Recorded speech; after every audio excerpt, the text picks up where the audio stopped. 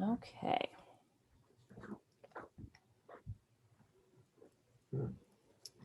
All right, so hopefully y'all can see my screen. So thank you everyone for joining us today. This is our first Community Builder Workshop of the year, so that's super exciting. And we thought it would be pertinent to talk about state level advocacy now that the legislature is back in session for 2021. So I want to just start things off and I'll introduce myself. My name is Nancy Petito and I am the Director of Collective Impact Lincoln with Civic Nebraska. And so I do see some new faces on the call today. And if you're not aware, Collective Impact Lincoln is a partnership between 3 nonprofit organizations: Civic Nebraska, Nebraska Appleseed, and the South of Downtown Community Development Organization. So ultimately, what Collective Impact Lincoln aims to do is to create, is to support neighborhood community conversations. We want to encourage resident leadership and action opportunities to just help lift up our core neighborhoods. And so we focus on 6 specific neighborhoods in Lincoln. Civic Nebraska, we focus on University Place and Hartley. South of Downtown focuses on Near South and Everett. And our Appleseed organizers are focused on Belmont and Clinton, which I know we've got some Clinton folks here with us today. So that's awesome. And the way that we try to create a more vibrant and inclusive place to live in all of these communities and neighborhoods is a few different ways. So pre-pandemic, we did deep canvassing. Our organizers go door to door, talk to folks, just, see what you like about your neighborhood. What are some things that you wish you could maybe improve or change? We've had to shift a little bit in this digital, pandemic age. And so we've been doing some texting, some phone banking, and just trying to have conversations with folks in any way that we can. We also support neighborhood projects, and I'll do a quick little plug here for our Collective Impact Lincoln mini grants. We just released another round of funding opportunities through our mini grant program. And so you can apply for up to $1,000 per project, as long as it's focused in one of our 6 neighborhoods. Hopefully, you can apply and we can help fund some of those projects. And our organizers and CIL team members are even available to help you kind of brainstorm and think through what some of those projects could be. We also provide leadership training. So this Community Builder Workshops is one of the ways that we do that. We work with resident leaders to find different opportunities to, do some asset mapping in the neighborhoods, to identify goals. If you have a big project that you want to take on and you're just not quite sure how to get it started, that's what these workshops are kind of built to do. Don't need to be seen. Oh, well, I told them you were going to be here, so at least they'll know you're And there. then some of the other things that we do, we help develop and support action committees. So different groups like the Clinton Neighborhood Organization, which I think we have some folks from the CNO here today. Our organizers attend those meetings and just kind of help guide things along. Or if there's a group of folks in a neighborhood that want to get something off the ground and they're just not quite sure how to do it, we can sort of help that process along. And then we research and we advocate for change at the policy level. And so that's what we're going to be talking about today, specifically on the state level of things. So that's sort of Collective Impact Lincoln in a nutshell.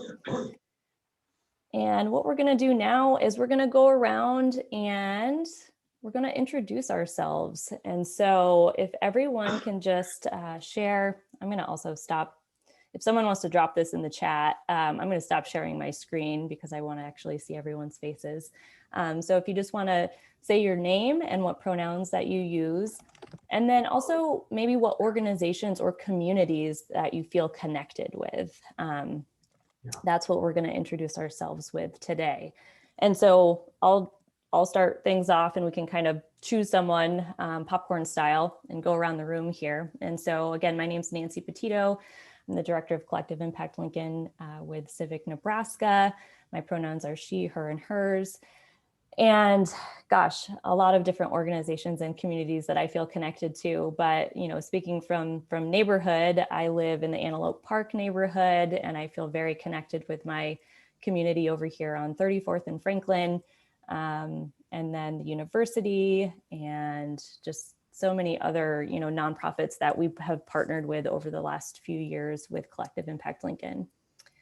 So that's me. I'll pass it over to Vic. Hey, I am Vic. My pronouns are he, him, his. I am a community organizer at Nebraska Appleseed for this project for CIL. And I also am connected, I would say, with the Jewish community in Lincoln and the LGBTQIA community in Lincoln, and love all the intersections of neighborhoods such as like Clinton and south of downtown that I get to interact with in this capacity too. So I will now hand it off to Kieran. Good morning, everyone. I'm Kieran. My pronouns are she, hers. I'm the organizer for Civic Nebraska. So I work in the Hartley and University Place neighborhoods. I see an UPCO friend here. Morning, Sherry. I feel connected to the Antelope Park neighborhood. Love utilizing the trails and bike system that we have here in Lincoln. And then I'm sorely missing some of the art scene that we had pre-pandemic and really looking forward to it. I'm gonna popcorn it to, I'll just go to Sherry.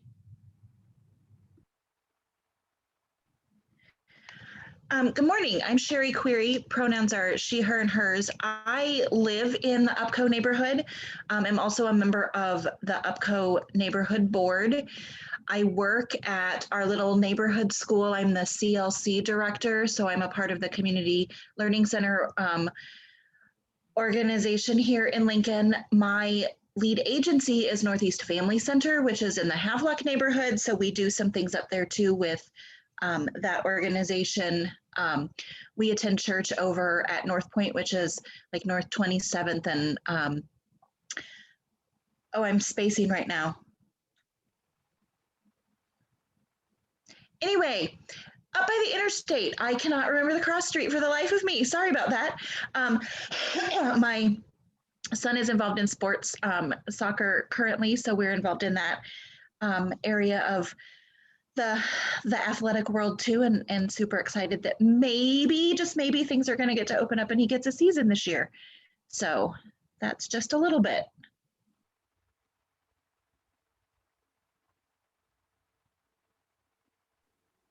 You want to pick on someone, Sherry, to go next? Sorry, that street completely threw me off. I'm going to go just to the other end of my first row, and we'll go over to, it looks like Lorna's on my screen. Okay, I am Lorna Parks. I guess I'm new to this whole pronoun thing, so I guess it would be she, her, and hers. And I'm a Clinton resident, have been living in the Clinton neighborhood since '95. Involved with NeighborWorks, had been on the board for NeighborWorks Lincoln for many years, now on the finance committee for NeighborWorks. And I work for the Downtown Lincoln Association. So I'm surrounded by nonprofits. Okay, that's it. And I will pass it on to Bob. Okay. Hi, well, I'm Bob Reeves, pronouns he, him, and this is my wife, Mary Lou, over here. And we've been in the Clinton neighborhood since the late 70s. So we're really old time neighbors here, and we would really like the neighborhood.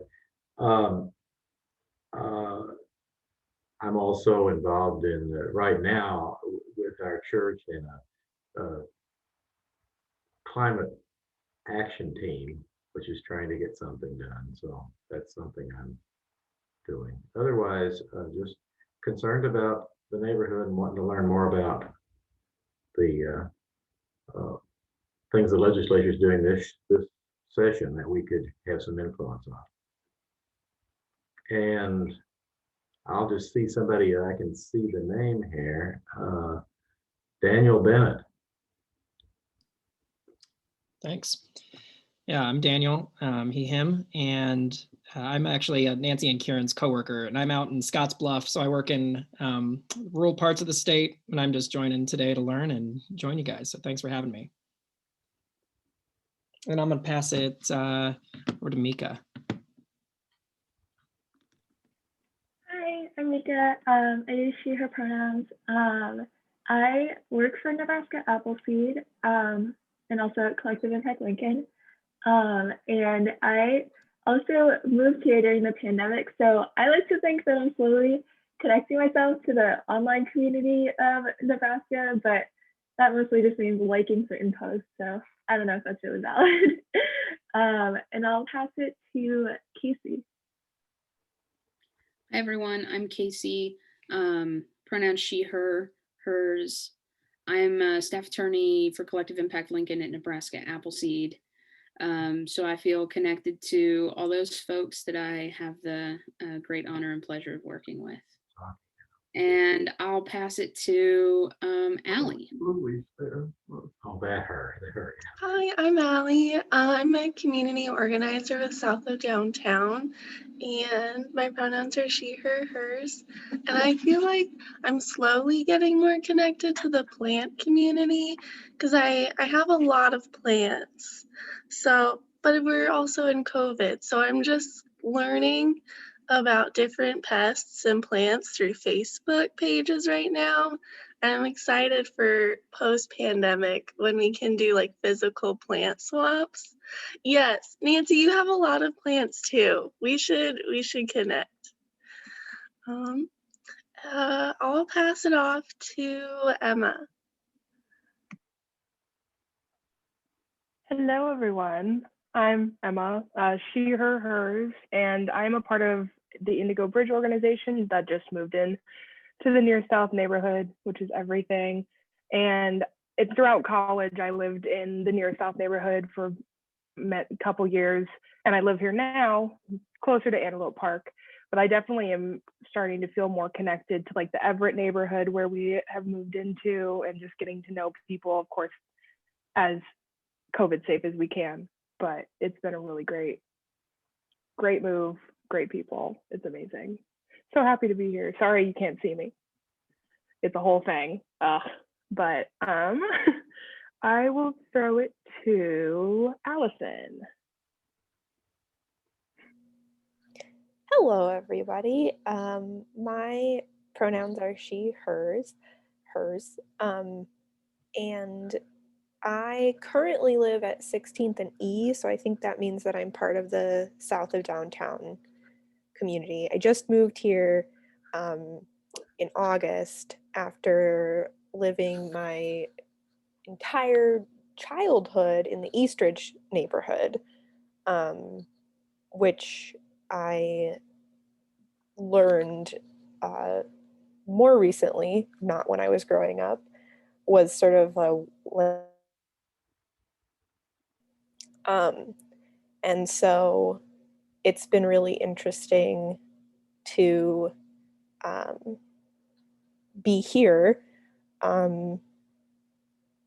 I feel connected with the Unitarian Church of Lincoln, Unitarian Universalist, also nationally, and also the Spanish-speaking community. My partner is Guatemalan, and so we spend a lot of time, at least shopping and stuff, and like socializing at safe distances, obviously, with other Spanish speakers. And I'm working with NET right now as a Spanish translator. And thank you for the welcome. Emily.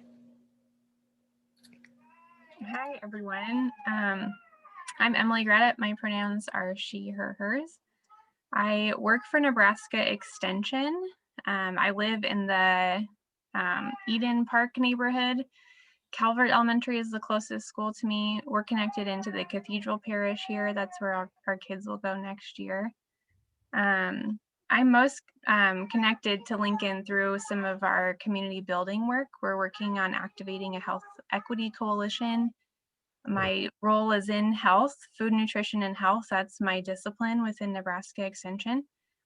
So we're looking at all aspects of health, not just food and nutrition, but looking at those place matters maps, and we can see that there's areas of Lincoln that need some more help than others when it comes to providing some health justice. So that's what we're trying to do with the Health Equity Coalition. We've also got a group of people that we've trained to become Master Health Volunteers. That's a new project as of last summer. So we've got 30 new volunteers now who are kind of versed in these aspects of health. And now we're pouring back hours into the community to build the health of the community one individual, 1 hour at a time. So that's kind of how I'm connected and why I thought it would be good to kind of join in on this today. So it's good to be here with you all. I'll pick on Weston. Hi, everyone. I'm Weston Miller. I also work at Civic Nebraska. I'm our Director of Public Policy. So I'm here because of the communities I'm connected to, which right now is primarily the legislature and the staff and those kind of political circles. I don't want that to be the soul of my identity, but with COVID, that's pretty much all I do at this point. I actually live in Omaha, so don't have a ton of connection to Lincoln neighborhoods, but I am loosely connected to the Minnelusa neighborhood in Omaha, but I moved here late November last year. So we moved in time for winter and time for COVID. And so we've met a few of our neighbors, but not very many of them. Otherwise connected to kind of the tennis playing community in Omaha. There's a pretty robust community that normally enjoys the pretty good public tennis courts we have around here. Becoming less connected because I'm apparently more afraid of COVID than anybody else who plays tennis around here.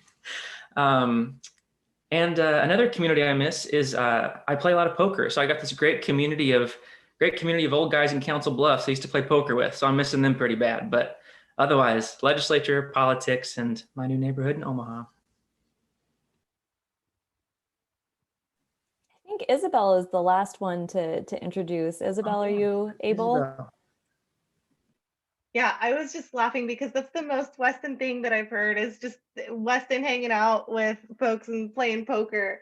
My name is Isabel. I'm the Director of Community Engagement at the South of Downtown Community Development Organization. And I feel super connected to not only Everett and near South neighborhoods, but also South Saw Creek where I live. I really love Cooper Park and Standing Bear Park. And then I also feel connected to, and I always mention this, pre-pandemic, the karaoke community. I love karaoke. And, oh, I had another one, the LGBT community, and just our little community of folks who like to be rabble rousers, which is really fun. And actually, I think Renee hasn't gone yet. So Renee, do you want to go next? Yes, please. My name is Renee. I also work for Civic Nebraska. I work in the Youth Civic Leadership Department. I'm the programs manager for the Lincoln programs. We have 6 schools in Lincoln and Raymond, in the Raymond Central School District.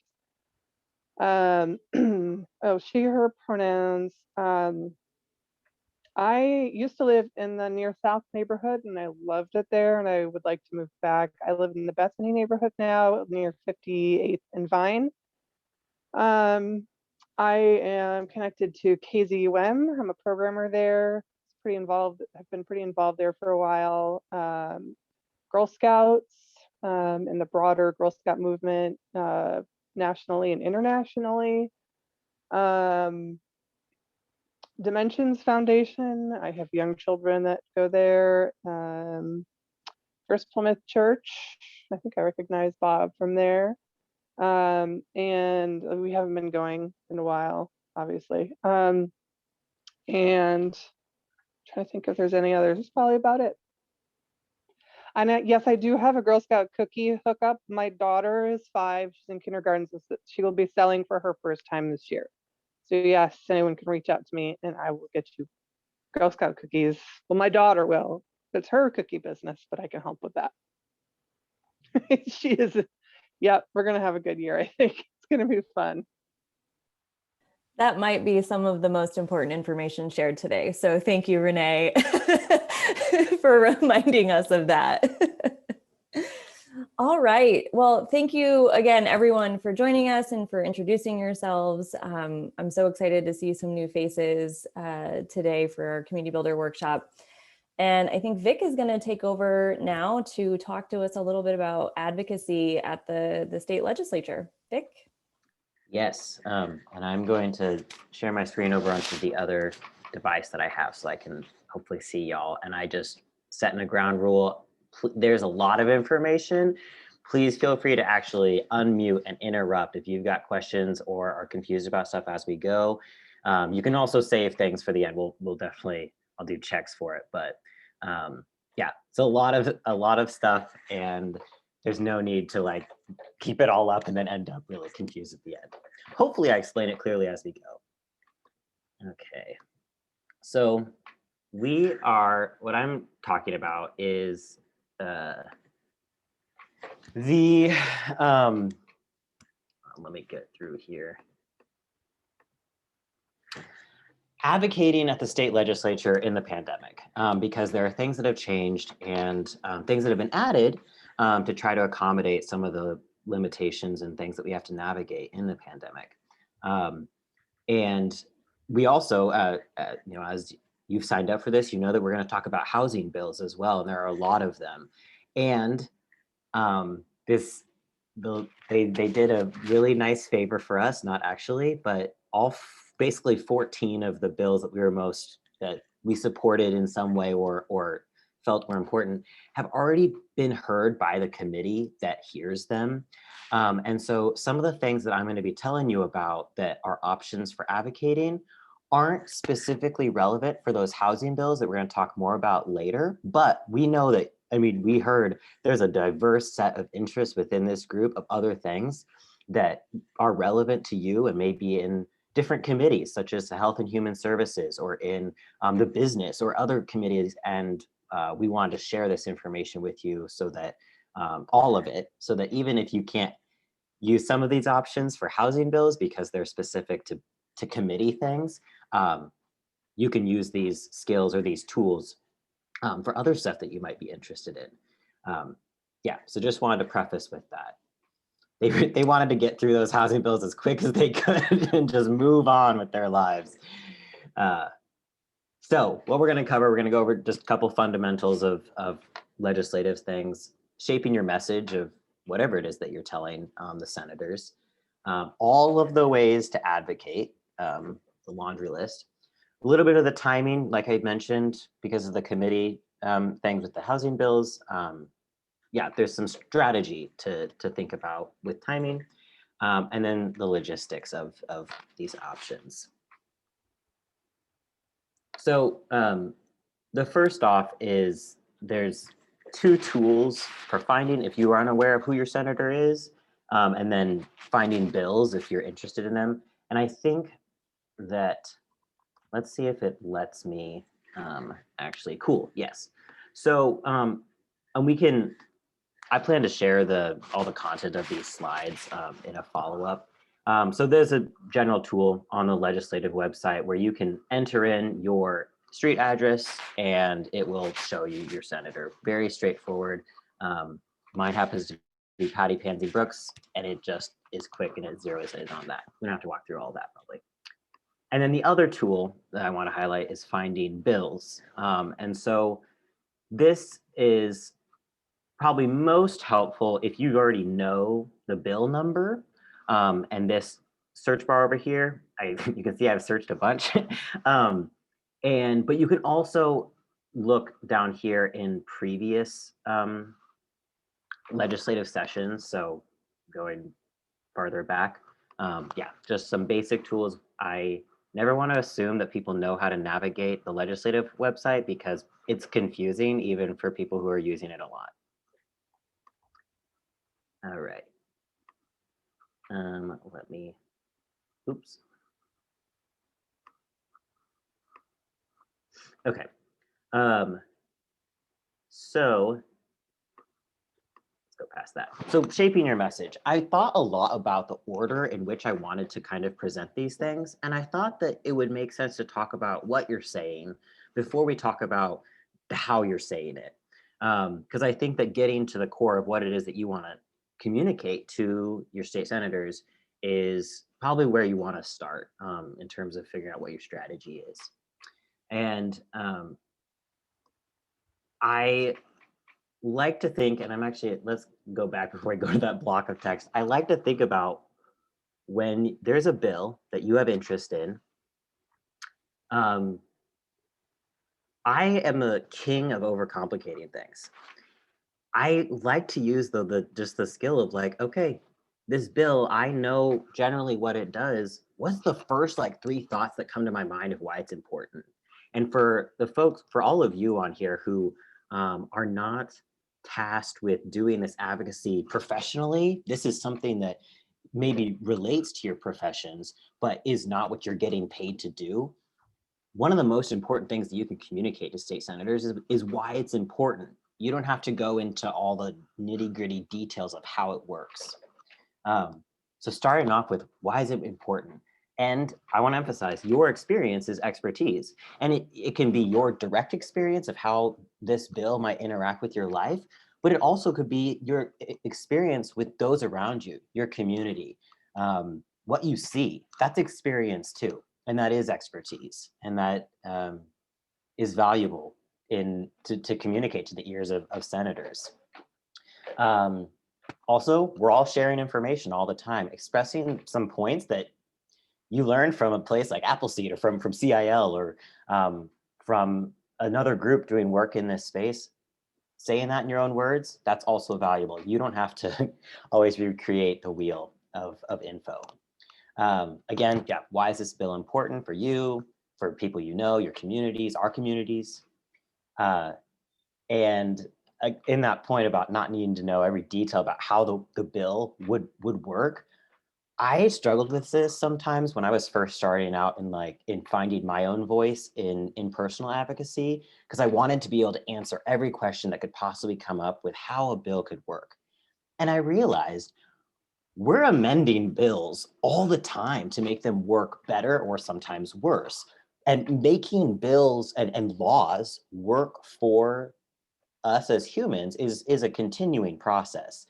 And when we are like folks like ourselves who are interested in progress that helps make our world, our cities, our state more equitable and more opportunity and fairer and more reflective of how we want to be as a state, that's gonna be a continuing process and there's gonna be changes. So again, all of that to say, your experience is expertise and why it's important is that expertise as well. It is a team effort, and so we're all in this together. Just trying to tell you what my personality is. And just remember, KISS, keep it simple, star. That's you, your star. Housing is a human right. There you are, keep it simple. So let me count the ways to advocate to the Nebraska State Legislature during a pandemic. There's the general email, there's snail mail, there's phone calls, there's position letter emails. I'm gonna start saying words that are gonna be unfamiliar. Message portal, letters for the record, in-person testimony. That's that laundry list. And if you are racing to scribble these down, take what you want, but we will be sending this out afterward because it is a lot of info. So I think that I try to go through these. I will note real quick, when I say general email versus down below position letter emails, general email is you can email your state senator at any point during the whole year. It doesn't have to be during the session. It doesn't have to be about a specific issue. That's what I mean by that. And snail mail kind of fits within that too. And phone calls as well. But typically phone calls are used more within the time frame of a session. So when can you do these? Again, general email, anytime of the year. Could be Christmas Day, whatever. Snail mail, anytime. Phone calls, anytime. The position letter emails, which we'll delve into what those are, those have a very specific time frame, and they have to be submitted by noon the workday before the hearing in which a bill is being heard is scheduled. And so in Nebraska, every bill that is introduced gets a hearing, every single one. That's a lot of bills in a lot of hearings. And that's partly why probably all our housing bills have been up and have been heard in committee and are now back in the kind of cloud that then has to be sorted through. But there are many more, like I said, hearings to come. Hearings won't be done probably until the first week of March. So there will be probably many more bills that could be of interest to you that you might want to submit a position letter email, and you would need to abide by that time frame of submitting it before noon, the workday before a hearing is scheduled. There's a new tool to accommodate for the pandemic. It's called the message portal.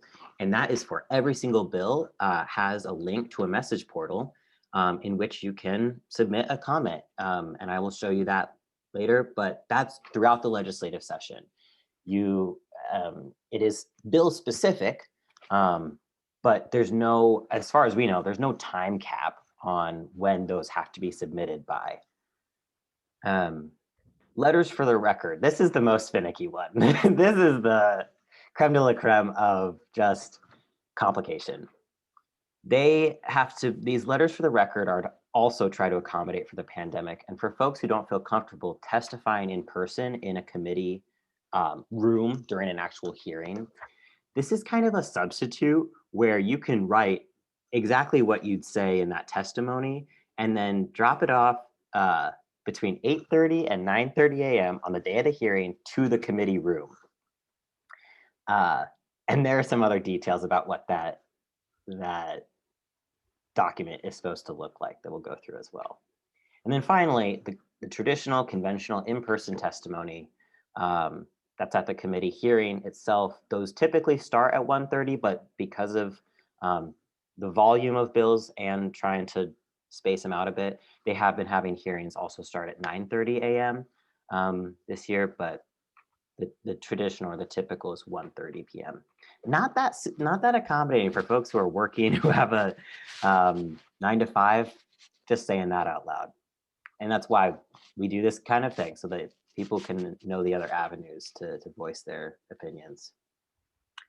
And then I will say that emails and phone calls, so the kind of those general emails and phone calls in how my viewpoint at this point, those are probably still the best way to encourage support from senators when things are actually up for a vote. So after, if they've gotten through committee, they've gotten through debate, and they're actually coming up for a vote, or you're wanting a senator to prioritize a bill, those traditional event channels of emails and phone calls to the senators themselves is probably best avenue. Any questions?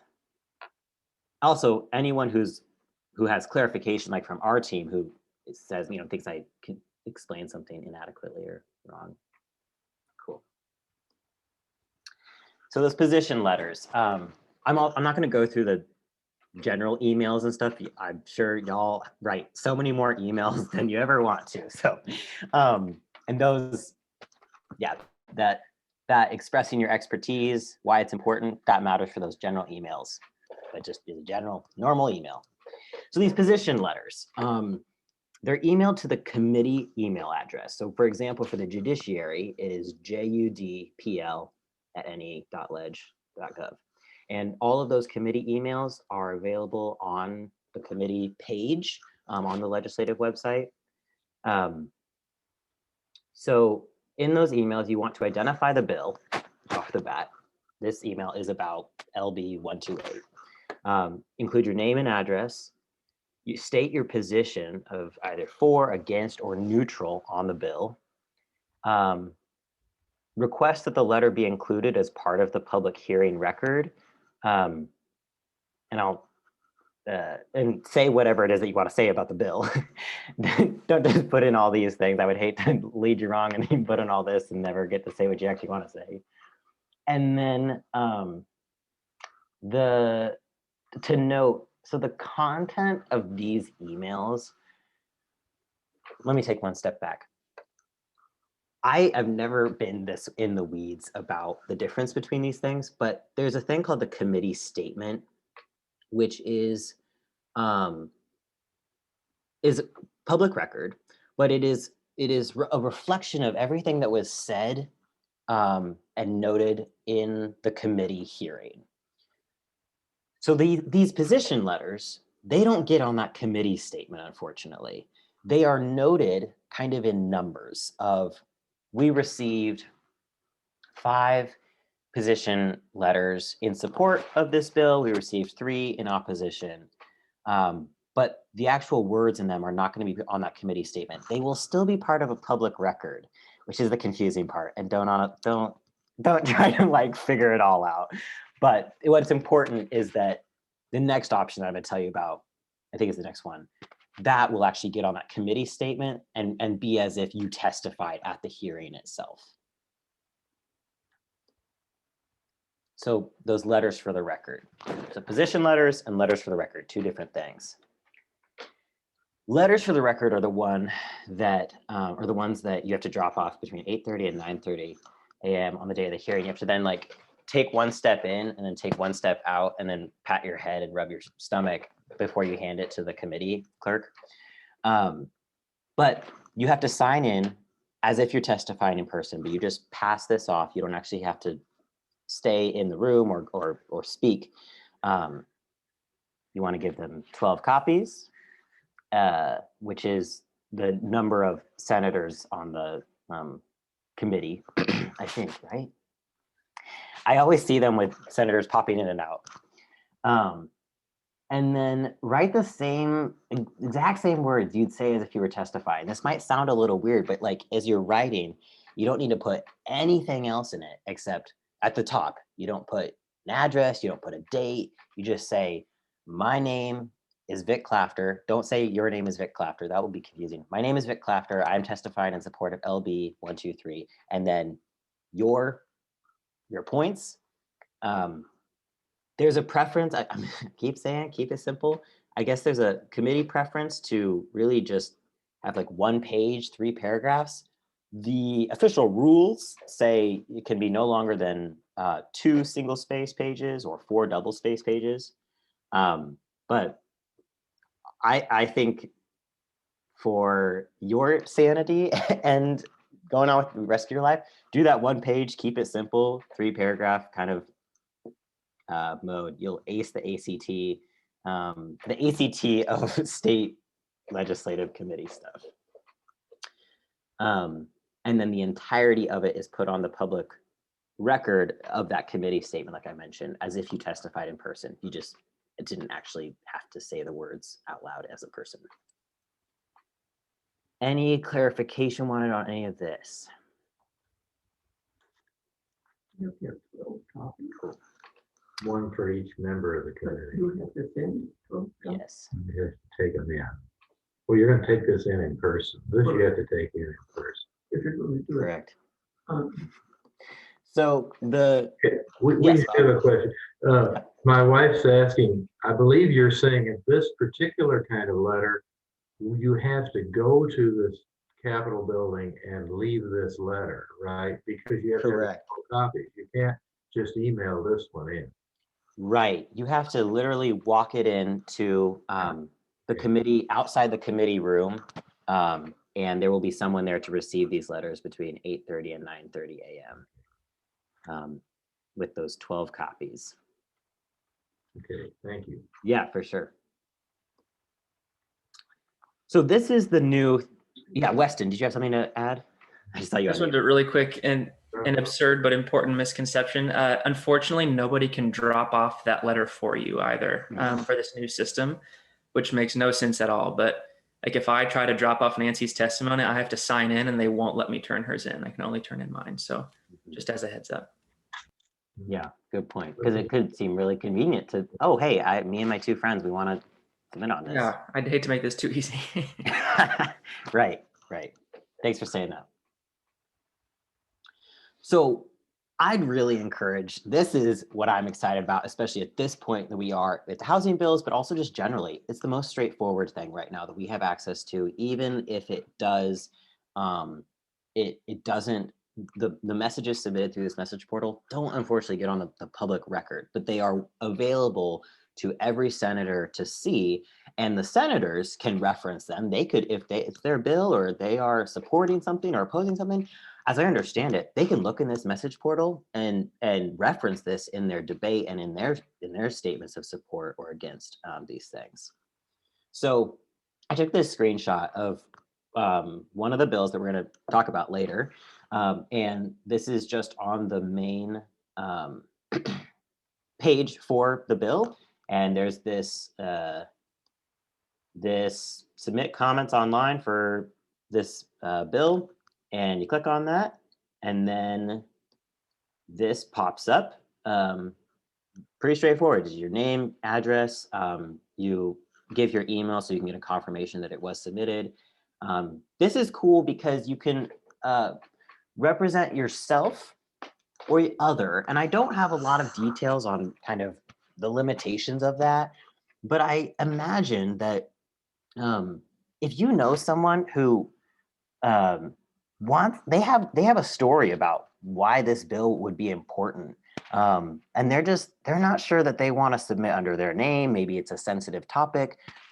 I think it's fine to say other, and then I don't have the link available, but it'll just pop up on the side and say like who you're representing, and you can, I think, put in a friend, because I think it's designed for if you're or maybe not designed, but maybe the original idea was you could put it in and say that you're representing an agency or an organization, but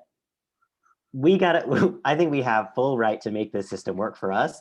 And so if you want to say you're representing a neighbor, I don't think they can say to stop you. So, and then it has a 300-word limit. So really kind of forces you to keep it simple. Yeah. So again, I think this is a great option to keep expressing things at this point, especially with the volume of bills and the complications with all the other options. And I will say really quick on those complicated options, if there's a bill that you care about and you're like, no, I really want this to get on the public record, feel free to reach out to one of us to help. And you've got questions about like navigating it, we would love to help you walk through that, even if it's not on housing things. Or if you've got questions about it, just we are here to help make a very inaccessible system as accessible as possible. In-person testimony, like I said, the kind of conventional, the traditional avenue. Excuse me. The hearings typically begin at 1:30. Some have started at 9:30 to help spread the bills out. I'm not sure if all committees are doing that. Some committees have more bills that they have to hear than others. You can find the hearing schedule for the current and next week at this link that will be included. So it does the current week. It like shares the schedule for current week and then the next week, and it doesn't go. They only go week by week in terms of scheduling new ones. And it describes here at this link right here, expanded public input options, is a description of what we've just walked through, but in a more confusing way, if you can imagine.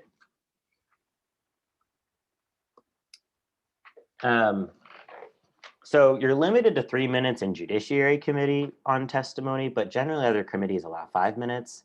That goes by fast. And I'm going to show you a little clip of testimony that Casey gave on a bill just the other day to show you kind of what the room looks like, how it kind of flows a little bit. We're not going to watch the whole thing by any means, just like a minute. And I think, let me make sure, what's my next one? Yeah, okay, so I'm gonna go over that, and then I wanna kind of open it up, clarify anything, and also maybe pose a couple questions for you all to think about. Let's see. So I need to stop for a second and then share a different window. Okay, so this is for LB1, no, 39, whichever bill. It was a bill about source of income, anti-discrimination, 196. Thanks, Casey. And so at the podium right now, or at the speaking spot, is Senator Tony Vargas, who introduced the bill. And I have it set right at the end of his introduction. So he first comes up, he explains the bill, he answers questions from the senators.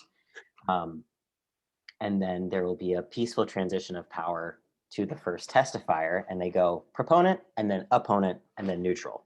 So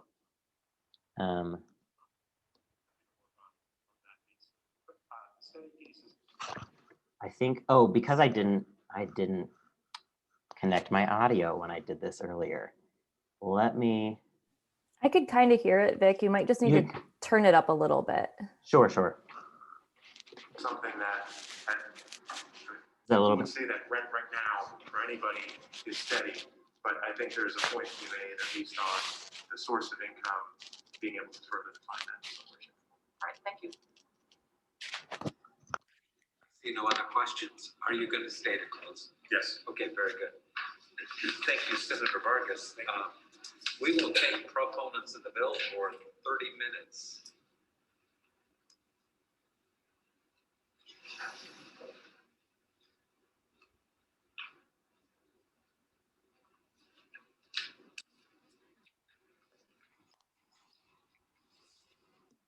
And what she just handed the page was the sign-in sheet that she has to put her name and she's supporting, and the bill. Yeah. While she's sitting down, how many people are going to testify on this bill for or against? Raise your hands high so we can.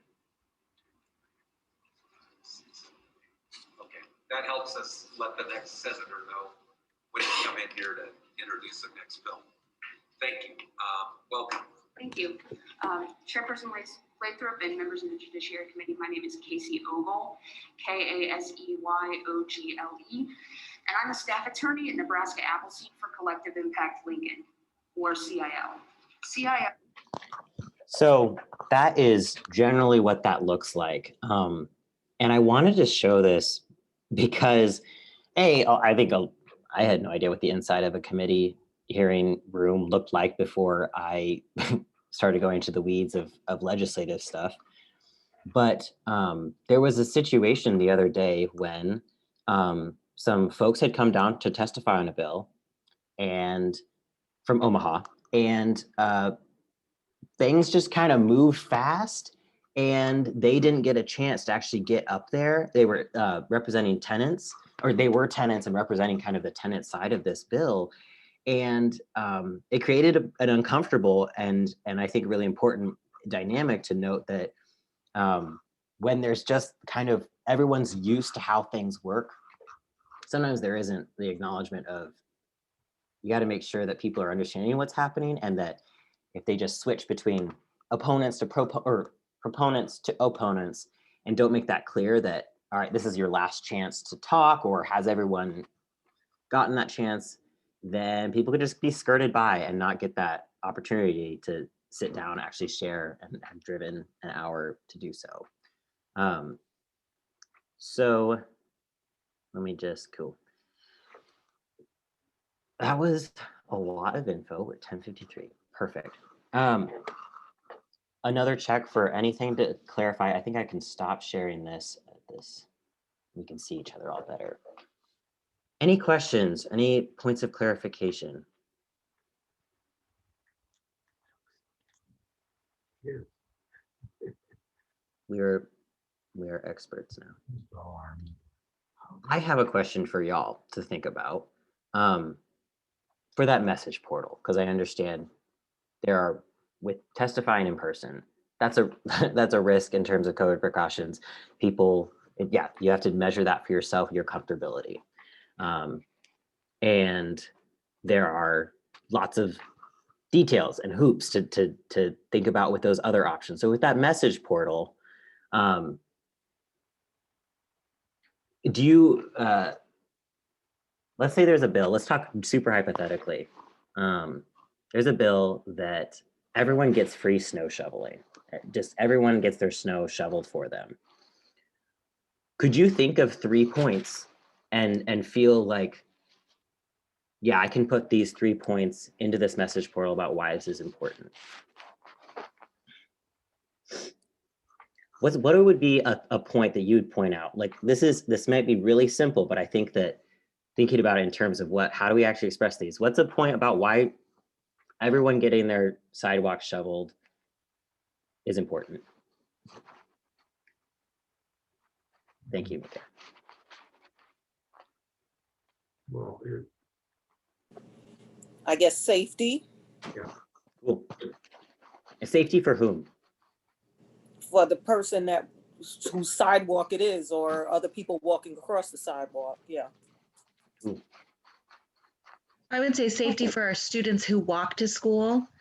Another area of that would be safety for our residents, our neighborhood residents who are older, and that's a health concern for them to go out and exert that energy. Yeah, kind of piggybacking off of that, it could also just like on that issue of accessibility too, if people aren't able to shovel or aren't, and just like with like disabilities, like it would be, yeah, I feel like I cannot speak today, but yeah, definitely an accessibility issue. Yeah. Nice. Also naming another community for people walking their dogs.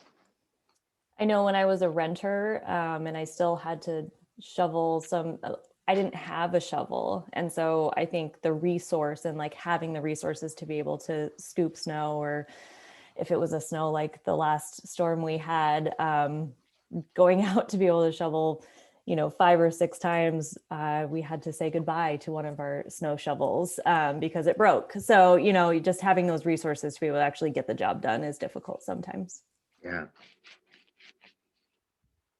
These are great, and they hit at the dynamics of both what the positive impact can be and what the barriers are to achieving that positive impact. Like that was masterful. I thought of that on the spot, and y'all are already thinking exactly in the way of what needs to make its way into that portal.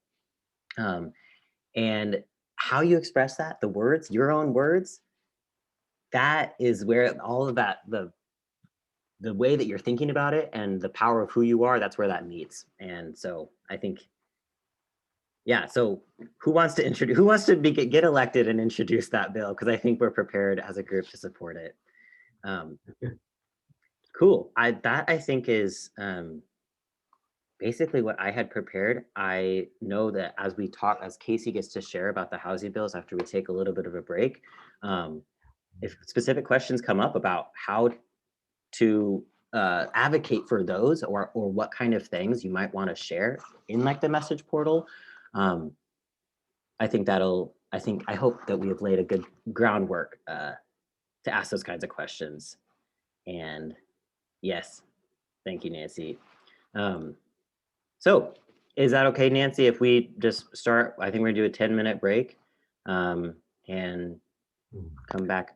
Do we want to be really detailed and do 11:08? Should we just say 10 after 11? Come back at 10 after 11. And if you think of more questions, jot them down, write them down. We'll have plenty of time at the end for a Q&A. So we'll see you back here at 10 after.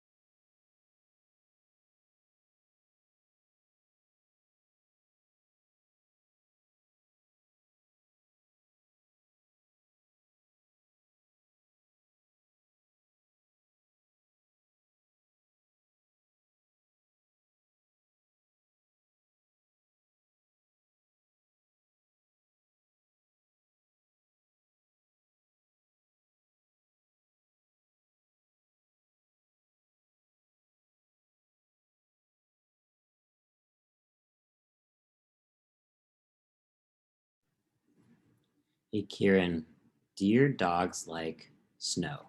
I can't remember if you said.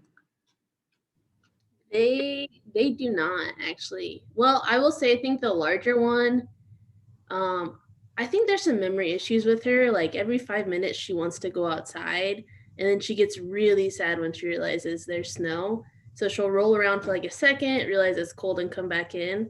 But the little one just, yeah, he doesn't stand a chance out there. He like when we had those 15 inches, he was buried. So we're a summer family all around, and it's cold. But if you want to come roll in the snow with my dogs, Vic, or if you want to add them to your universal snow shoveling platform somehow, let me know. We can collab. They can be the mascots. Like, you want dogs to be able to walk, right? Little tiny dogs, we need to clear your sidewalks. Yeah, they'd be frightening mascots, but go for it. You can use their likeness.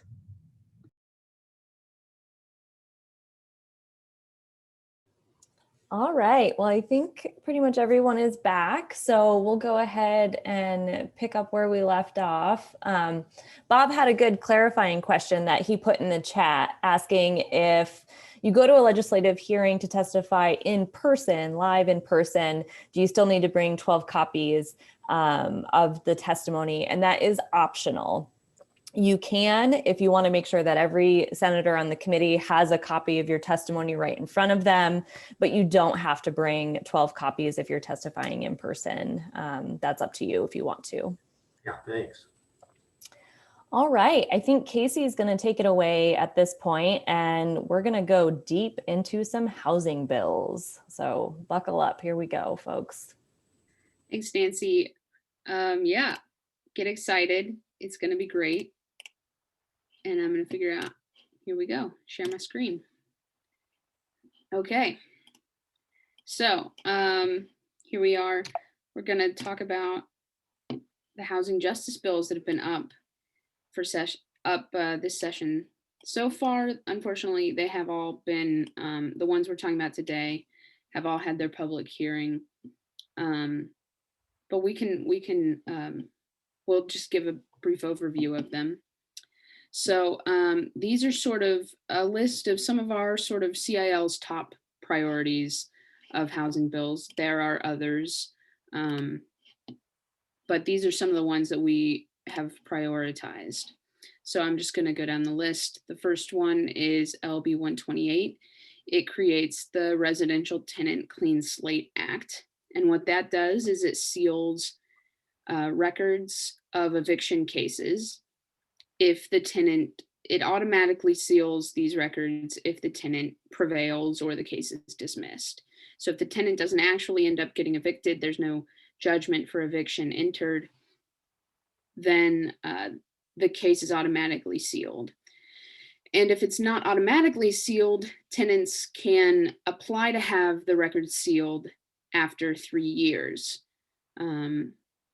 So that's really important. I think for a lot of reasons, landlords will use tenant screening methods that look to see if there have been eviction cases filed against a tenant. And even if the tenant was successful, even if they didn't get an eviction entered against them, the record is still public and people can look at it and use the fact that a record has been filed, that a case was even filed, as a reason to not rent to the applicant. And then after 3 years, if you have a good rental history and nothing has happened in between, you can apply. You can apply at any time after the eviction is 3 years old. But it really helps to show that if you have a good rental history and there's not been an eviction entered against you for 3 years, that you've been a good tenant for those whole 3 years, then you can apply to have it sealed and the record will be sort of hidden from public view. And that will also help your ability to find housing. So that's what that bill does. It's a really great bill and really helps as tenants apply for new housing. The LB 196 is what we saw a little clip of earlier. It protects against source of income discrimination in housing. That really, it helps in a lot of situations, but one sort of common that's easy to think about is when someone has a Section 8 housing voucher.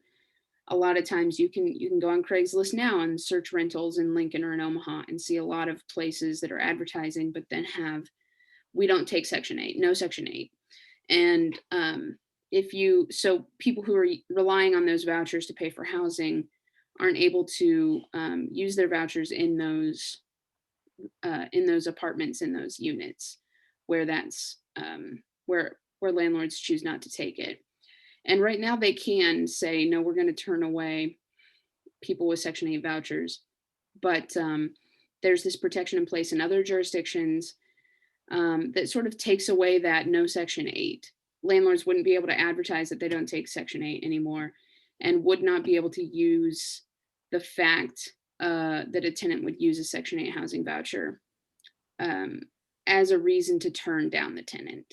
So it sort of helps get them in the door. There are other screening methods that landlords can use to continue to reject that tenant, but it can't be on the basis that they would use a Section 8 housing voucher. Casey, can I add a tiny bit of context and potential impact for that as well? Sometimes landlords will note that they take vouchers only at certain properties for certain units. And one of the potential impacts, good impacts that a bill like this could have is that there's concentrations of folks with vouchers in certain areas, and that practice by landlords to only take it in certain units it contributes to that concentration. And that there in other places where there's been anti-discrimination measures like this, there's been improvement in terms of the kind of the concentration and what can be really classified as kind of a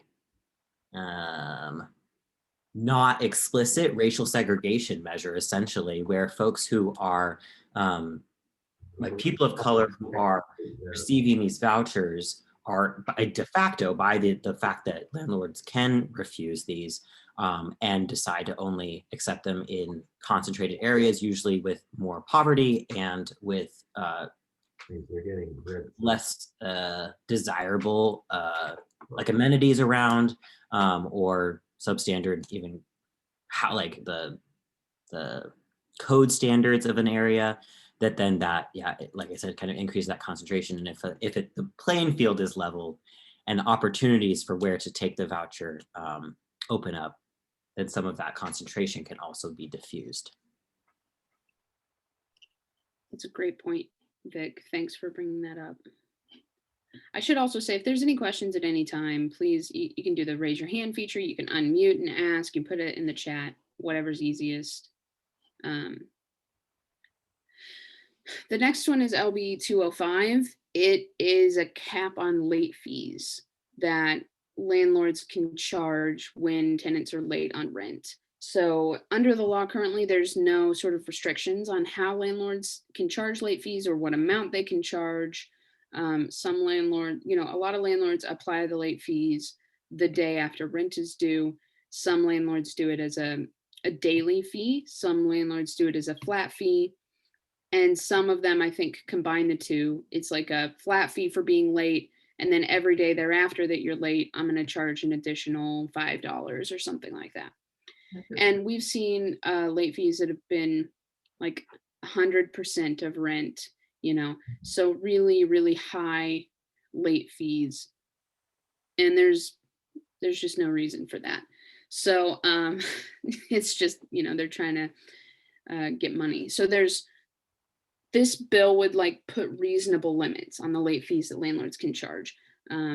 It's capped at 5%, I believe, of periodic rent, or $100, whichever is less. So that would be the total amount that a landlord could get for late rent.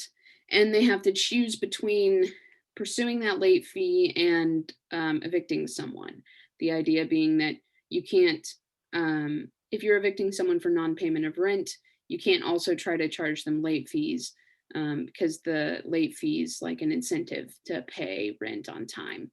And that incentive goes away when you're evicting someone. So LB 205 is really important, really caps those late fees and puts reasonable limits on it.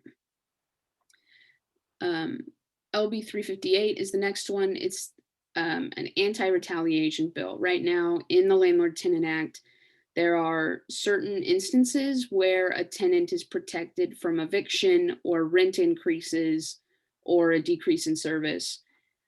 Most notably, like if a tenant complains to a housing agency and says like my unit's not up to code or something, that under current Landlord-Tenant Act, they're protected from eviction, or it's a defense to an eviction to say that well, I complained to a housing authority. Right now, though, if a tenant complains to a landlord, that's not an instance where they're protected from retaliation.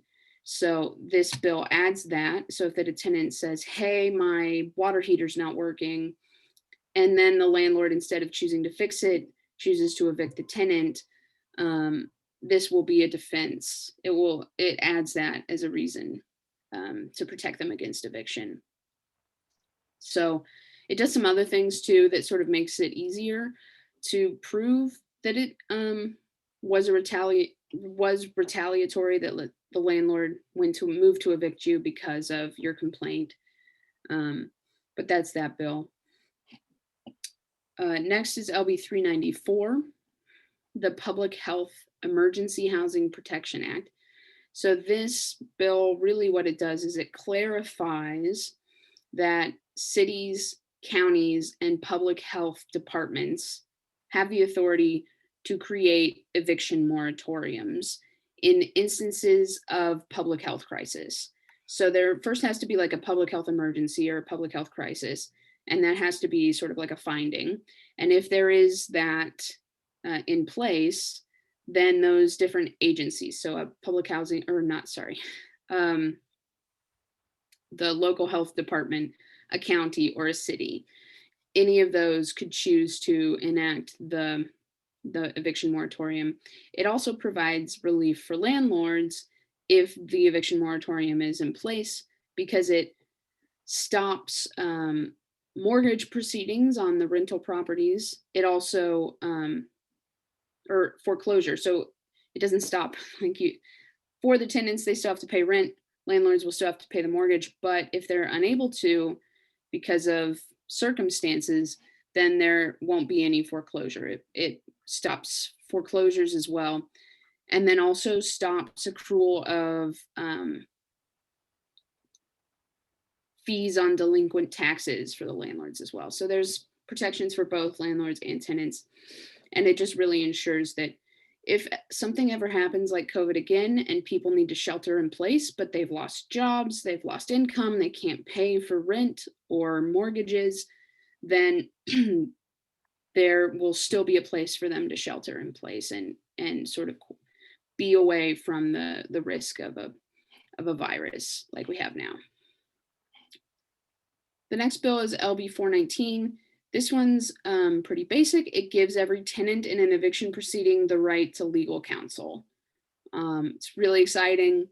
Right now, about like 1.5% of tenants in all eviction cases are represented. Landlords are almost always represented.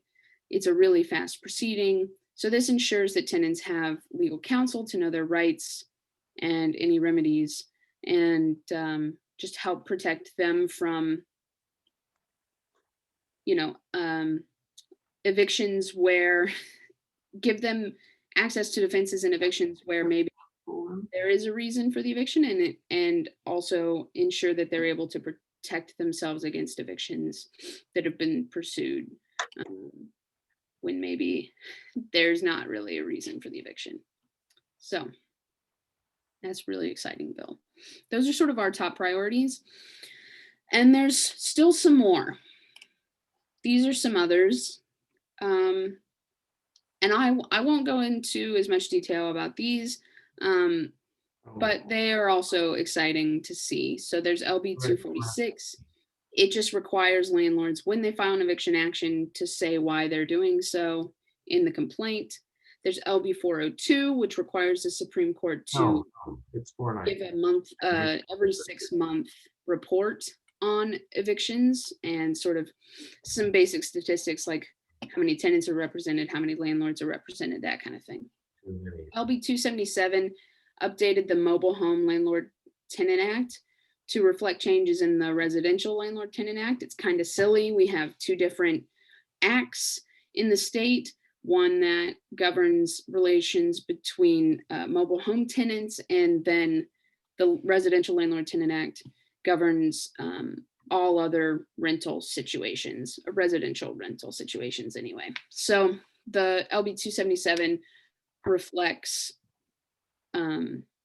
changes made to the Residential Landlord Tenant Act. It just changes the Mobile Home Landlord Tenant Act to be the same. LB 255 is, this one has not come up for hearing, I should say, and I don't think the hearing's been scheduled yet as well.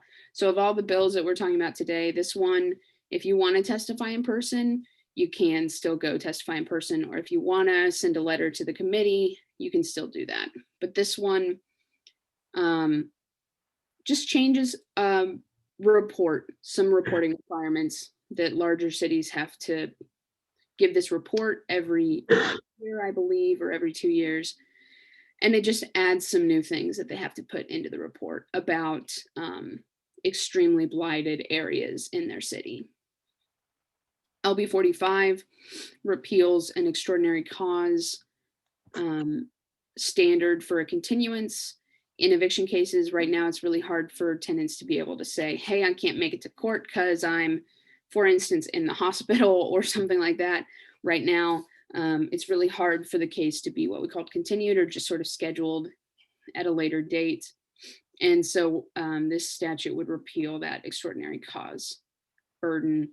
And then LB 268 also puts in a little bit more clarification about when a landlord can come into a tenant's unit, and makes it really clear when they can and cannot, and how they have to get permission and things like that. Casey, Bob had asked a question in the chat about 419, and does the tenant get free representation by counsel? Do you want to talk a little bit about how the pain works on 419 as it stands? Yeah, thank you for pointing that out. I can't see the chat for some reason. So, yes, 419, it increases the filing fee as well. The bill does for an eviction action. So when landlords file to evict a tenant, they'll have to pay $50 more than they currently do. Currently, it's like $40-something the filing fee is. So that money goes to counties and counties, and the idea would be that counties would be able to use those extra dollars to help pay for a tenant's right to counsel. If it costs more, or if it costs less, whatever, the county would have to figure out how to pay for the counsel for a tenant, but the legal representation for the tenant would be free to the tenant. And that the kind of the cost picked up by the county, that would be maybe the difference between that extra 50 and how much an attorney would cost to represent that tenant. In places where this type of thing is put in place, not as expansive as a whole state and a total every tenant kind of thing, which is what this bill is describing, where it would be statewide. But in places where like a city has this kind of thing, and there are qualifications that a tenant has to meet to get a legal counsel for their eviction case, it has shown to save the city or that county a lot of money in the long term, because of the long-term cost of eviction for both the individual who's being evicted, as well as all of the services that the county or city are paying for to help support that person in homelessness that is either a result of that eviction or kind of a chronic housing instability that is often caused by the initial kind of earthquake of eviction. And so like, I don't have a study to drop the link in for right now, but it has the potential millions of dollars of savings over like a period of time that would have to be offset or would be initially shelled out by county coffers. That's a great point, Vic. It really does save money because evictions are costly not only on the front end, but just it greatly uproots tenants' lives and makes them might lead to additional social service costs needed. So it really has been shown to save money for the places that have put this in place.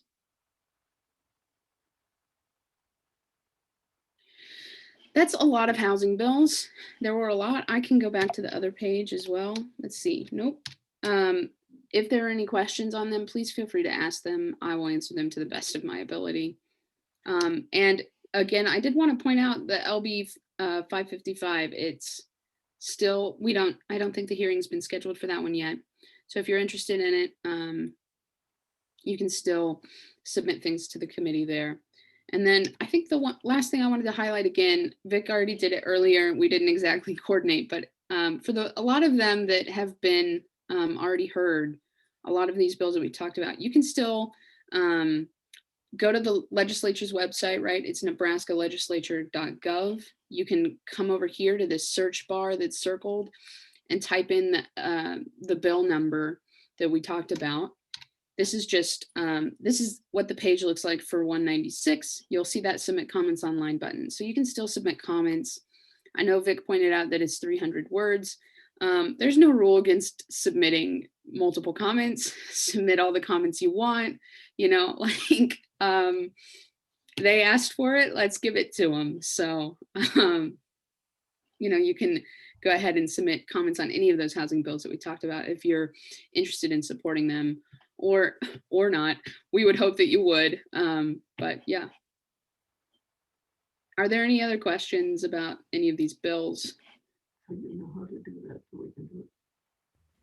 Casey, do you, speaking of other opportunities to kind of engage on these issues, reasonably friendly judiciary committee, are there bills that you're hopeful are going to advance so folks can advocate when it comes time to these bills to be on the floor of the legislature?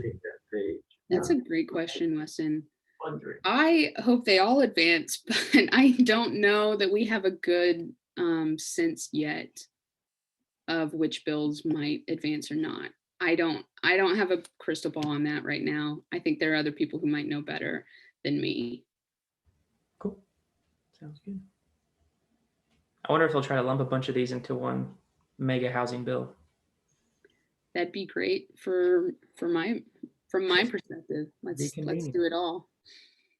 Yeah, but I think even if we don't know right now, I think if you stay plugged in with Collective Impact Lincoln, we will definitely let people know if these bills advance, if there's a chance for them to be voted on by the whole legislature. And we would love to have any support and advocacy to help sort of illustrate the reasons why these bills are needed. There was a bill that is a little bit outside of our typical wheelhouse. I think, Kieran, you knew stuff about LB 320, right? The domestic violence exception. Would you want to share? I wonder if that might be of interest to some folks, if you'd want to share a little bit about what that bill does. Yeah, good question, Vic. Thanks for putting me on the spot this morning. So LB 320 essentially is like a localized version of a federal law that already exists called it's the Violence Against Women Act. I'll just refer to it as VAWA. So if there is an incident of domestic violence in a unit, federally, people are protected so that if damages occur or if there's a need for like a protection order, the victim or the survivor of that incident isn't penalized. However, Having local protections is really important for a number of reasons. The main one being if VAWA were to, for whatever reason, expire or not get renewed. So if a tenant's in a situation, like I said, that there's an incident of violence and like, let's say there's property damage, that person who was the victim in that incident would not be penalized for that property damage. And if they needed to get out of the lease, they'd be able to do so without penalty. Does that make sense to everyone?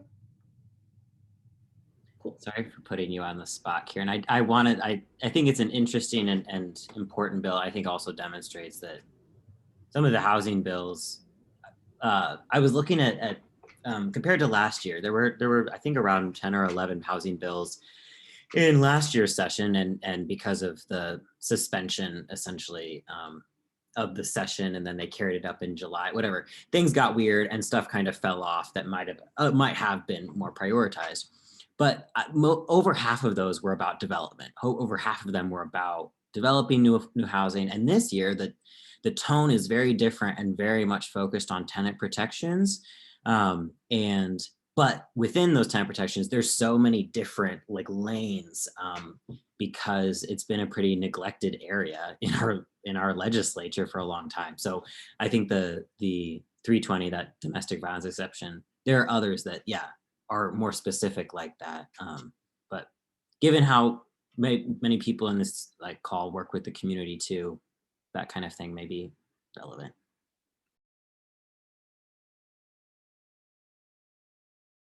Yeah, absolutely. And I'll add to that bill, if you're involved with a service agency or a nonprofit, part of that bill, in order for an individual to qualify for some of those protections, they would need to be certified or have their situation certified by a nonprofit. So it would touch a lot of different corners of our community.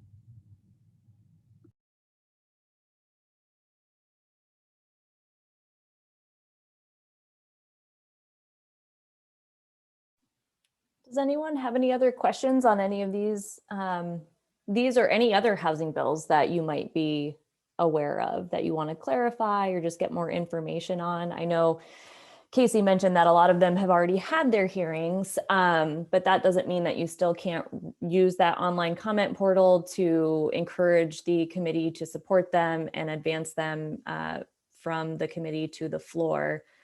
And maybe, I don't know, Vic or Casey or Weston, do you want to just touch on what would happen if, and hopefully when, some of these housing bills do make it out of committee, and how folks can advocate on that bill after the hearing committee process is over? I'd love to hear from Weston on that, if you don't mind. Yeah, that's fine. Yeah, so like I think Vic mentioned earlier, one of the cool things about Nebraska is that every bill gets a hearing, which is very unusual actually for other states. Not every bill is, of course, guaranteed to advance to the floor. So the Judiciary Committee, which is where most of these bills live, has 8 members. So to advance, they've got to get 5 of them to say, yes, this is a great bill, let's move it on. Feels extremely possible with this particular committee, which is very exciting. If that happens, they will go into a giant pile of bills on the speaker's desk, and the speaker gets to schedule them based on a number of factors, some personal, some political, some just logistical. So eventually, if they're advanced from committee, they will in theory get scheduled for a debate on the floor. Because we are a unicameral, we don't have a House and a Senate, the way we compensate for that is having 3 different rounds of debate in the legislative process. So the first round, called general file, is basically the hearing for the entire legislature. Most of the members of the body will not have read the bill before the day of general file. So they'll be learning about the bill. It's a great time for advocates to reach out and say, hey, you're about to hear about this bill today. It's super important to me. Here's why. There'll be lots of debate unless there is like aggressive opposition, which for some of these bills is not out of the realm of possibility. Landlords can be fairly influential. There will be anywhere from 1 to 8 hours of debate on the issue. If we can get 25 votes, then it advances, and we can kind of address those second and third rounds as they come. But for now, general file will be the main concern. I unfortunately can give you no details about when it would be scheduled because there's just no way of knowing. We would have anywhere from 5 days advance to like 12 hours advance notice of when the bill's going to be scheduled. But anyway, that's the most important, I think, next point to engage with a lot of these lawmakers. I will back up a quick second though and say that we're kind of in a period right now that is really like prime advocacy time. Hearings are the obvious place to like publicly state your opinion, but two things have to happen right now for these bills to advance. One, the chairman, Senator Lathrop, has to schedule a vote on the bills with the committee, and that's a private proceeding that we don't get to see. But two, we've got to get 5 senators to actually say yes. I will tell you that for a lot of issues like housing and voting rights, which are political but not as like hypercharged as like a gun debate or an abortion debate, your primary obstacle is going to be senators just kind of forgetting that these bills are important, especially on a friendly committee like Judiciary. So this is a great time to make sure, and let's speak bluntly, like senators who are in like pretty competitive districts, like Senator DeBoer, Senator Lathrop, yeah, I guess especially those two, make sure that they know that there's a lot of people who really care about these issues. And this is not an okay issue to just be like, oh, maybe we'll get to it next year. So now's a prime advocacy time, but yes, if you get those votes, then we'll start the hearing process. That's when all the smarmy lobbyists get involved. That's when there's going to be a lot of public pressure on senators from, I mean, unfortunately, your opponents on these issues are all extremely well funded. I wouldn't say well organized, but well funded. And this will start to come into play because how they compensate for being not very well organized is they'll write a $15,000 check to the office of Smarmy, and they will go in and do the work for them. And those are folks that your senators know and are comfortable with. I am a lobbyist. I have a job that shouldn't exist. My job only exists because our legislature is not accessible as it should be. And my only value is that when I call Senator DeBoer, she'll answer my phone call. And so that's what some of these lobbyists will do. And so if they don't hear from you all as well, then pretty soon folks who aren't on the Judiciary Committee think like, wow, this is just kind of a bill that landlords are mad about. I don't want to mess with them. So extremely important time to make your voice heard. That was a lot of words. Let me know if any of that is unclear.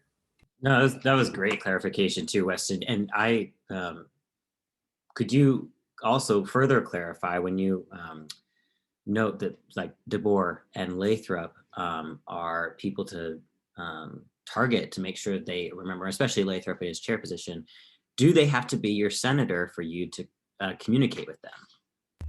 Great question. They absolutely do not have to be your senator. I do believe, and not everyone has my opinion on this, but I do believe that you communicating with your actual senator is the most effective thing you can do all of the time. That being said, when it comes time for hearings, there's only 8 senators, so there's a good chance your senator is not on this committee. Still very important to contact folks on the committee. I would say that kind of in this order, senators will always read communication from their constituents. But I think the second level of priority is when there's a bill in their committee. If you're focused on that, they're much more open-minded about hearing from folks across the state when it comes to committee time. Especially, and I love what Vic said at the beginning about your experience being a form of expertise. Those are the folks who need to hear those stories, as folks on this committee to say, hey, I'm a person who lives in your state. I would say the majority of our senators see themselves as like full state representatives, not just like their district exclusively. So yes, you can reach out to every member of the committee. And the more just tell the truth, be authentic. The only time I ever see crotchety senators kind of like moved to compassion, the only thing the person on that chair and that email is doing is just telling the truth and like saying, here's exactly how this would affect me. I'm emailing you because I care about this. That's the kind of message that gets through to them. So yes, you can contact anybody, especially the folks on the committee.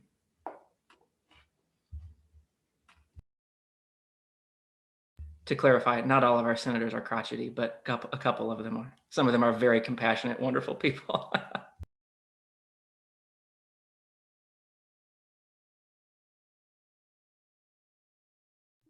So Weston or Casey, when the bills pass through committees and they get moved to the floor, and the speaker kind of gets to decide at what point they get brought up, is there any possibility that the speaker holds the power to not bring the bill to a floor vote? Good question. Technically, no. The senator or the speaker cannot choose to not schedule a bill. What they could do if we get kind of pressed for time and in a bad spot, they could schedule it for really, really late so that it's hard to do anything. Sometimes that can set you up for an alley-oop with a governor's veto. But one of the great advantages you have about these bills being scheduled so early, I know it was kind of inconvenient for organizing testimony, but this will make it way harder for the speaker to not schedule these bills if they do advance from committee. In general, being early on the calendar is a sign of strength. So being scheduled this early, if something gets crummy, thank you. There are some ways to make sure that things get scheduled in a reasonable amount of time. So yeah, in general, I'd say though, a great sign that these hearings were early. So the earlier those exec sessions, which is what they call the votes, the earlier those can happen, the better. And you guys will get on the calendar.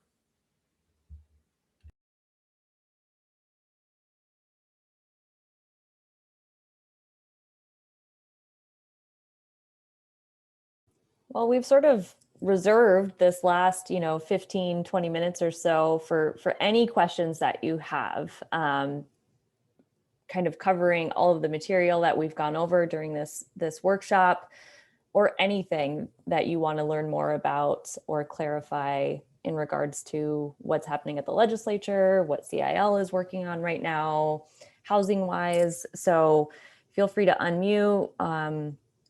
And we can just use the last 14 minutes or so to just kind of chat and talk through some of these different things.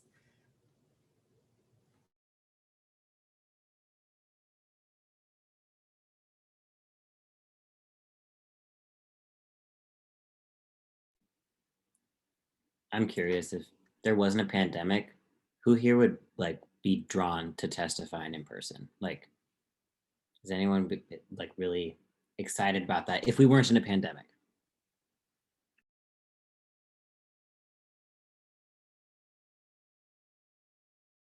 Thanks, Weston.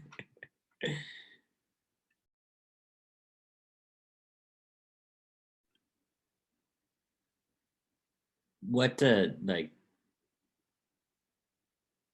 if what kind of bill would it need to be, I guess? Also, what would get you excited about testifying, or let's say doing all the hoopla of a position letter? Do any of these bills speak to you in that way?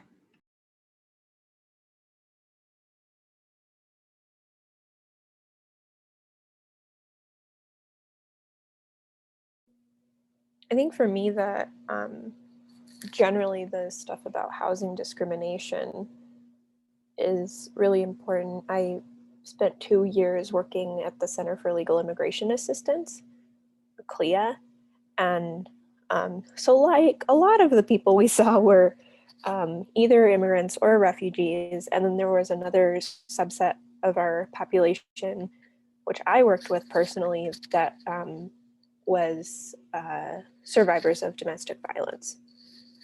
And so I was really interested by LB 320, just because it's such a convoluted process to try to manage the trauma of domestic violence and abuse, and trying to just still be a person and find housing and keep your job and make sure that your kids are taken care of. And it just, anytime I worked with those clients, it was like, how do you do what you do? Because you have a million hoops to jump through, and you don't have therapy, and you don't, it's just, so I think things related to domestic violence and then housing discrimination. I mentioned in the chat the New Americans Task Force. I was a member of that as well when I worked at CLIA, and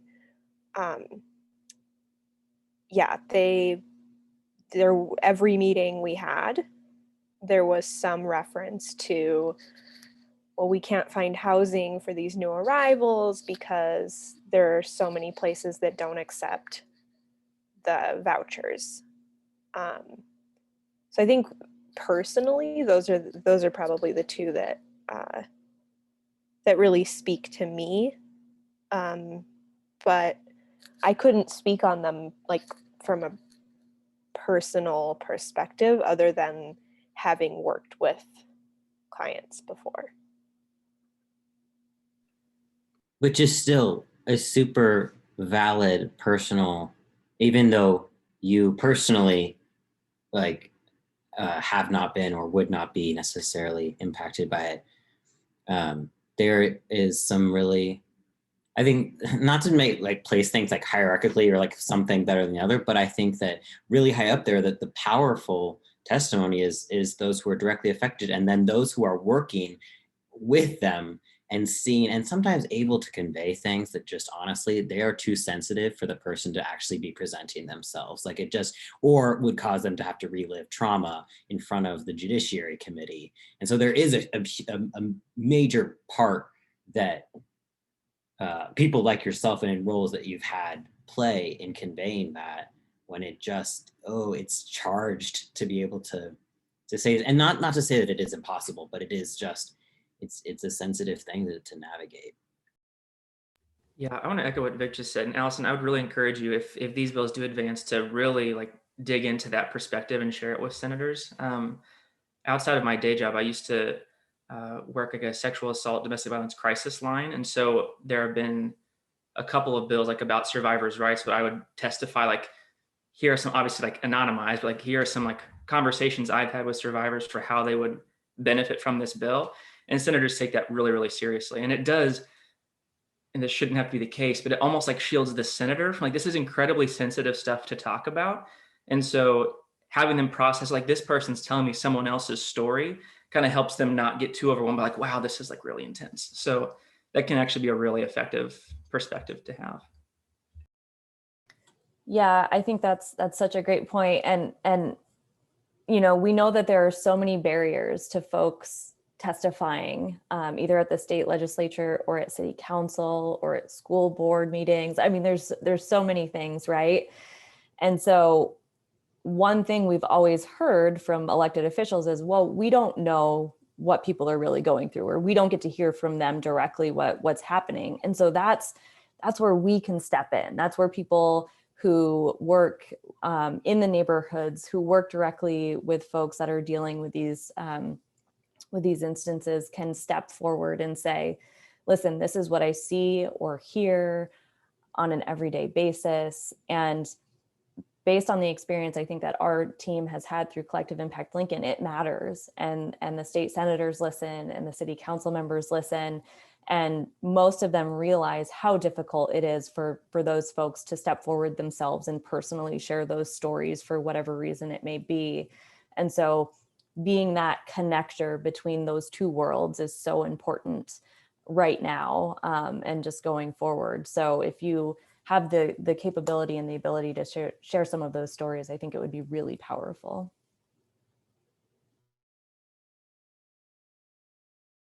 Just to hyper clarify what I just said, of course, firsthand experience is also incredibly important. If that's something anyone is willing to share, do it.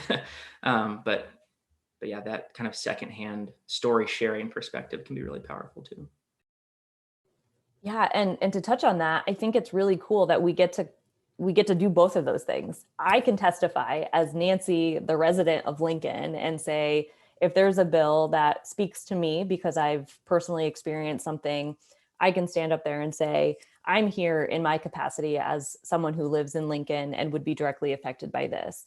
Or I can show up and say, I'm here as the director of Collective Impact Lincoln, and this is what we've heard from the people in our neighborhoods. And so you get to specify that, and don't, automatically assume like, well, I can't testify in this, because I'm here on this other bill in a professional capacity. Obviously you can work it out with your organization or who you work with if there's any details around that. But I can show up at city council and testify on something that's completely unrelated to the work that Collective Impact Lincoln is, championing. And I can say, I'm just here as a resident of Lincoln, and I want to make sure that you understand that I care about this issue. So Yeah, I think that's a good point. I've utilized the comment portal on a lot of education policy bills that are coming out right now, and specifically ones that affect school funding. Um, and I didn't have to say anything about what I do. And I think that's really freeing as well.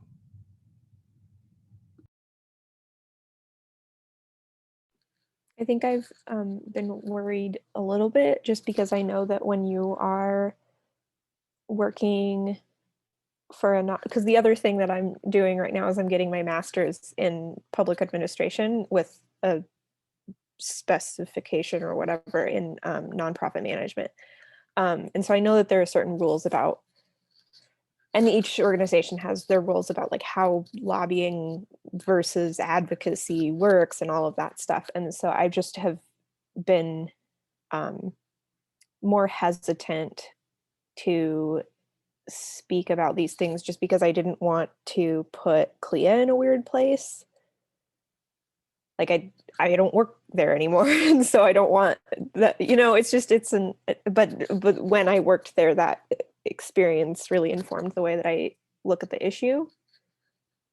I don't know if anybody has any, like, if they would like to speak to that. Yeah, I've been in that situation too, Allison. I've worked with like service providers in the past or in schools in the past. So I don't like with the education policy, I didn't say what organization or what school I was involved in, but I would say I was in Title I schools or I served this population and was very general about it and didn't get into the specifics. So I didn't have to like invoke specific organizations. Just from like a what you're allowed to do perspective, I'll say that first of all, if you're not actively being paid to say what you're saying, it's not lobbying, and you can do whatever you want. Also, super common misconception, but even if you were like still being paid by CLIA, for example, there are limits, but I promise you're nowhere near them. There's limits on how much lobbying you can do. The only restriction is whether or not the activity is partisan. So if you're like, hey, we should vote this bill because it's a cool Democrat who brought it, that's a huge problem. But to talk about the issue, you can do whatever you want.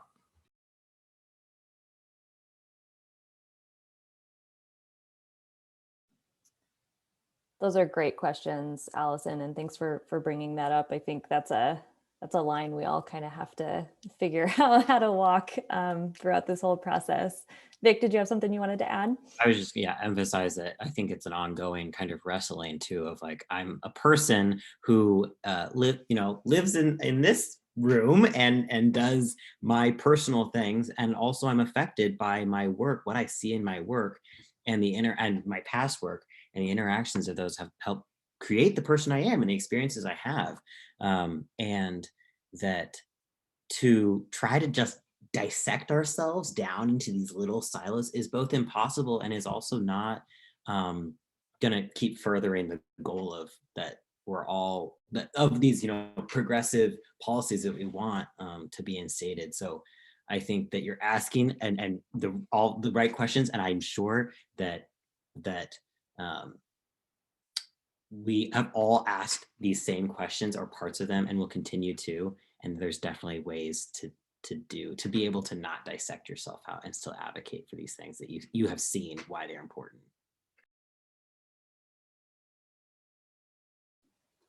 All right. Well, I dropped a couple links in the chat. We will upload this workshop video once I edit out a couple of things. Probably get that uploaded over the weekend, and I will send a follow-up email to everyone who registered for today's workshop with the video link and then also all of the PowerPoint slides that were shared with us today. So if you have any other questions, you can find all of our contact information on the Collective Impact Lincoln website there. We also do have a Facebook group that you can request to join, and we put a lot of our events and calls to action in that Facebook group. You can follow us there or on Instagram via our own organizational pages. But does anyone have any last minute questions before we wrap things up for today? Well, thank you all so much for joining us. This was super informational. Thank you to everyone, Vic and Weston and Casey and all the CIL folks who provided some wonderful information today. And we hope that you'll reach out and do some advocacy, and we hope to hear from you all soon. And let me know if you need me to shovel. Come on over. Thanks, everybody. Stay warm. Yeah, y'all.